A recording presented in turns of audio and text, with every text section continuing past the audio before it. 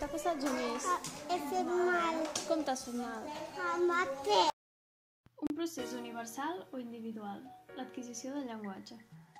Hola, em dic Sandra Cocachacón, estudio a l'Institut Pla de l'Estany de Banyoles. La meva tutora de treball de recerca és la Puri Hermosa i a continuació us parlaré sobre el meu treball de recerca que parla sobre l'adquisició del llenguatge. Des de molt petita sempre m'han agradat molt els nens, tant que sempre he volgut ser mestra d'educació primària.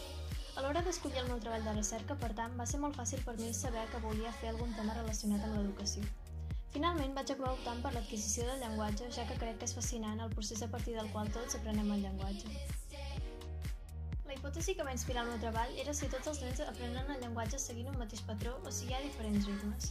Els objectius que volia assolir era conèixer les diferents teories dels autors més importants, conèixer els trets lingüístics més importants que l'infant va assolint al llarg del seu creixement i poder viure l'evolució del llenguatge amb infants en primera persona.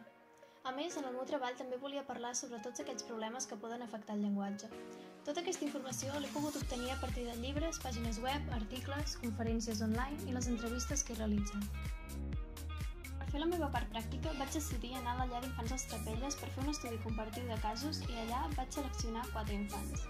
Vaig fer 2 observacions i a partir d'una sèrie de taules comparatives i gravacions vaig poder veure l'evolució dels infants. El resultat obtingut va ser molt positiu. Només en 3 mesos s'havia produït una evolució molt important en el llenguatge dels 4 infants.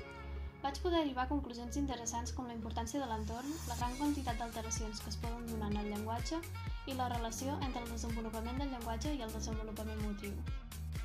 Per acabar, crec que aquest treball m'ha permès aprendre moltes coses sobre el món del llenguatge. Crec que és un tema molt interessant i estic molt contenta d'haver pogut disfrutar tant del meu treball i haver tingut l'oportunitat de treballar amb nens petits.